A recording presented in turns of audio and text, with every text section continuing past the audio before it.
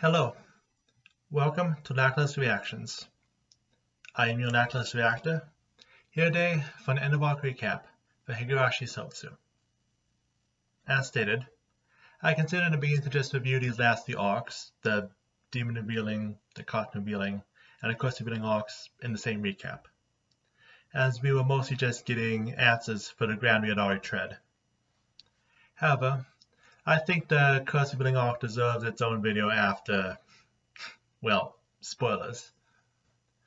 Which unfortunately means there would not be any big speculation, where do we go from here kind of questions in this part. So, the focus of this episode will be simply comments I have about the episodes and about the fans' reactions to the episodes. I think we all know what we'll be talking about today. I have the topics and bullet points prepared right here, slowly added as the weeks have gone on. And now it is time to spill some tea. Or some burnt castor wine.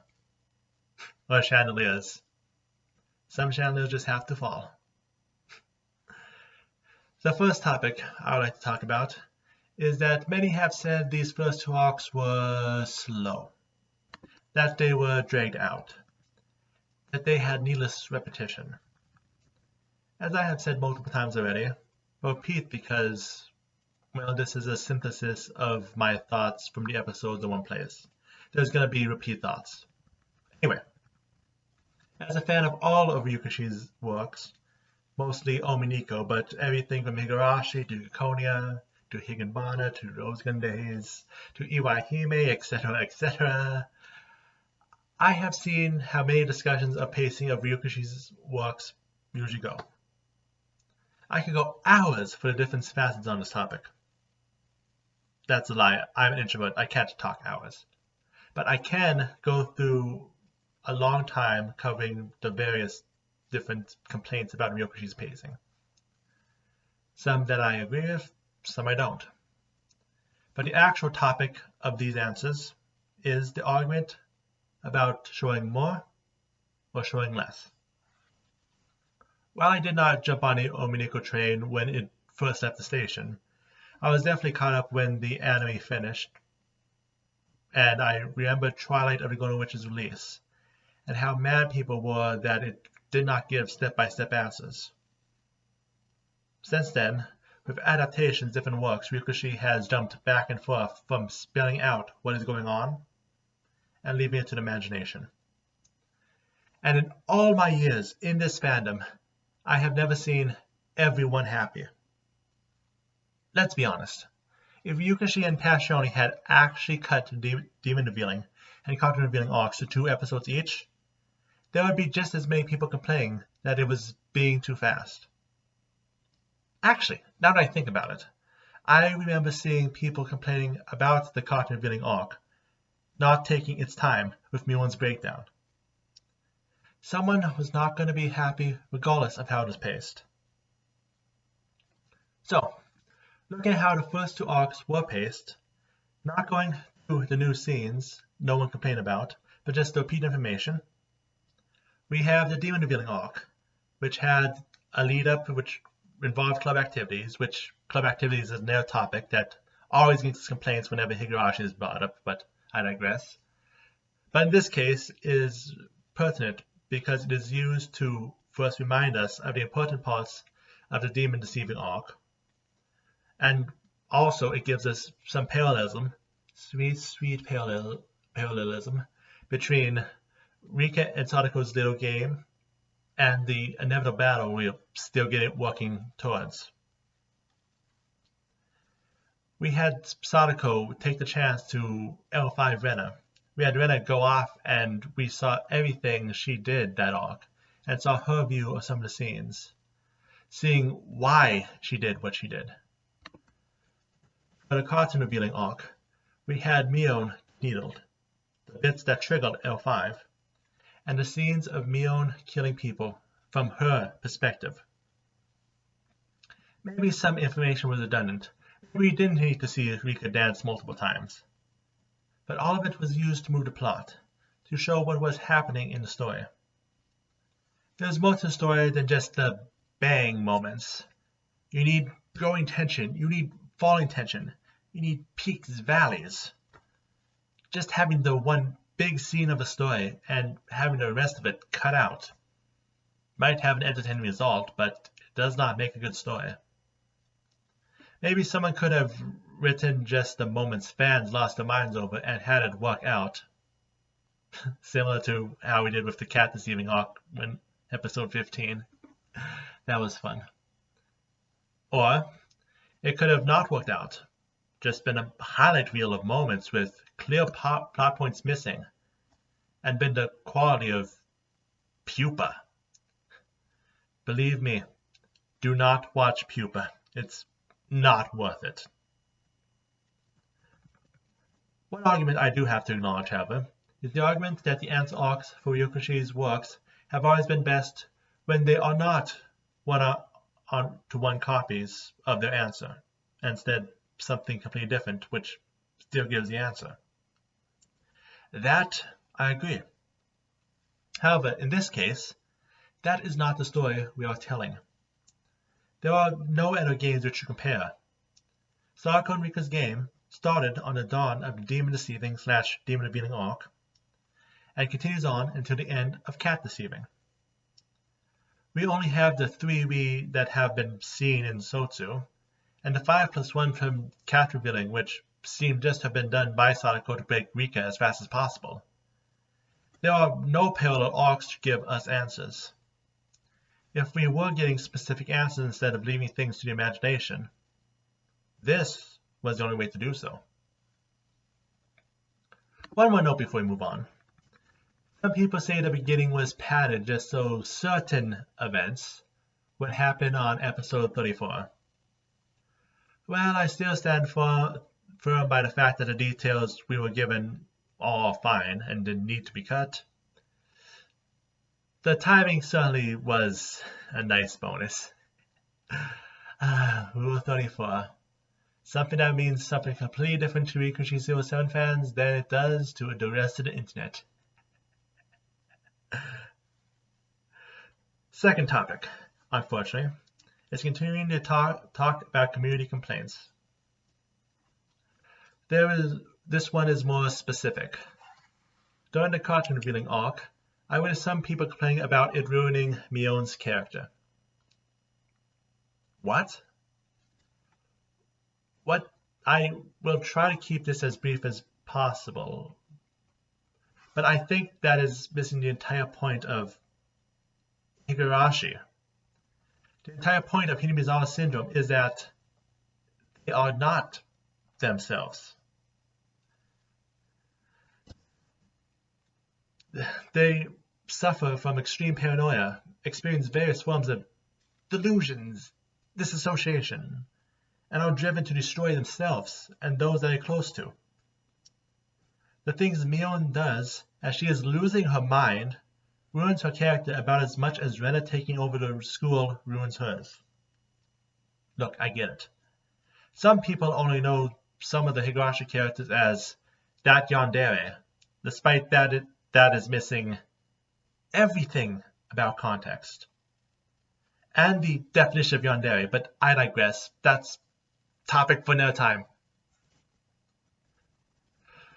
Looking at it in actual context, she's addressed in the universe as the one in the group who never naturally comes down with the syndrome. Individual novels even mentioned Rika comes down with it once or twice.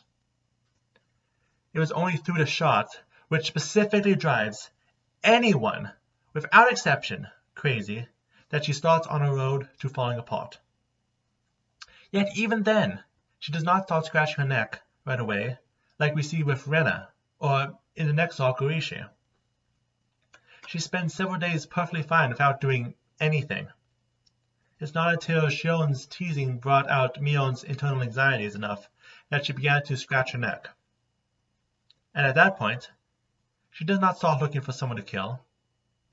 We do not know where she would have gone from there, if it wasn't for her overhearing Shion say that she knowingly took the boy Mion had a crush on and broke one of the village's taboos, potentially doing something which will get Keiichi killed. Then she accidentally kills Shion in a manic episode.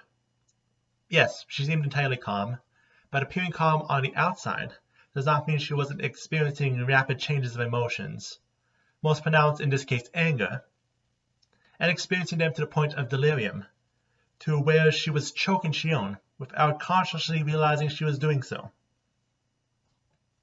She accidentally killed Oyo because neither of the sisters expected her heart to be weak enough to not take the shock, with everyone in the village, including those who were close to her, seeing Oyo as this imposing demon who would never die.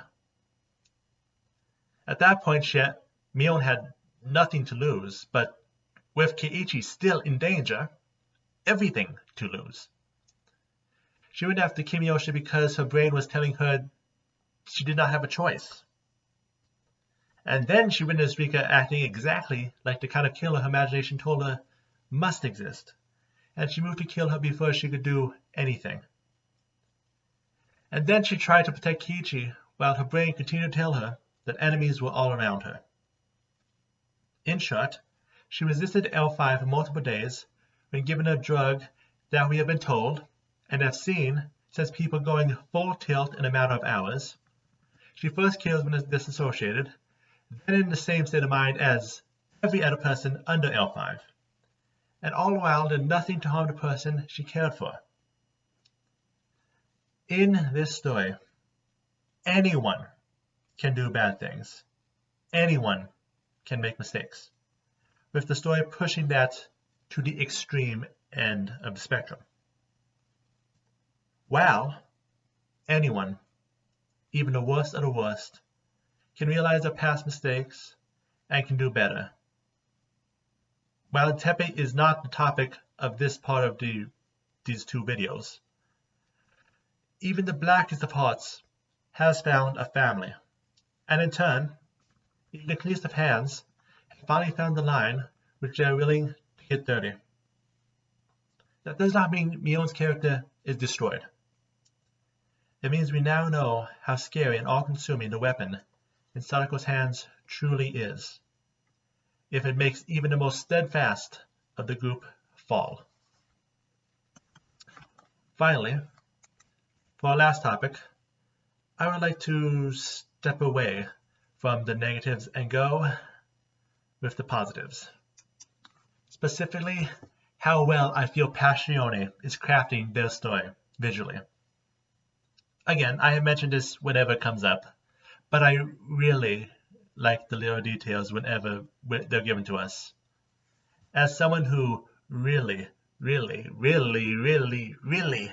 likes horror and mystery and the like, it's always these details that make the story more than just a bloodbath, worthy of being considered a great tale. Relisting all my previous praises into one place, we have how hard Rika had to work to stab herself to death, as opposed to how easily Sadako slashed herself. Two things this brings up is how the human body naturally has protections against, let's call it piercing damage, as opposed to slashing.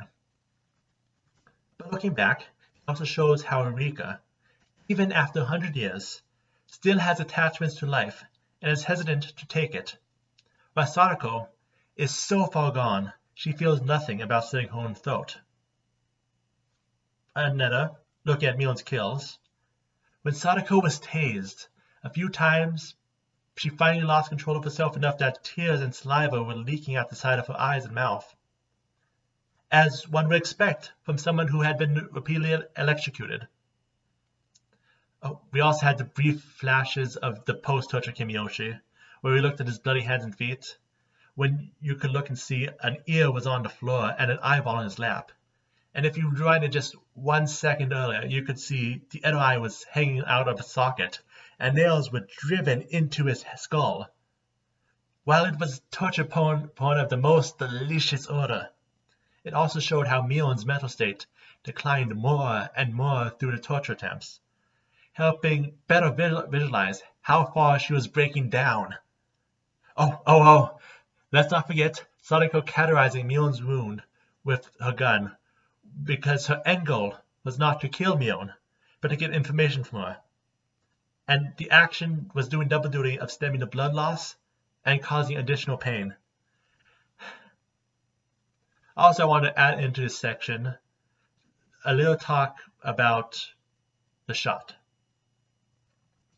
There have been questions and debates about how Sadako has been injecting all mysterious drug X into people. Well, people have debated whether it was intravenous, put directly into the vein like one commonly thinks of shots, and how she appears to inject Rena, or intramuscular into the folds of the muscle, like many vaccines, including the ones currently going through the news that I'm not going to name, and how people speculate she jabbed Mion. These are two of the three common ways that injections are given, with various drugs being developed for each. For the third, we have subcutaneous, under the first layer of skin. It could have been injected into Rena's arm like we saw, just under the skin and not into the veins like it appeared. And it could have been given to Mion without her even noticing. But it also fits one more important fact. One example of an injection given subcutaneously is insulin. Insulin, brought up first by Higurashi individual novels, The Cotton Drifting arc, when he asked Keiichi about a needle found on Rika's person. Rika is the person who actually had the needle. Sorry about that.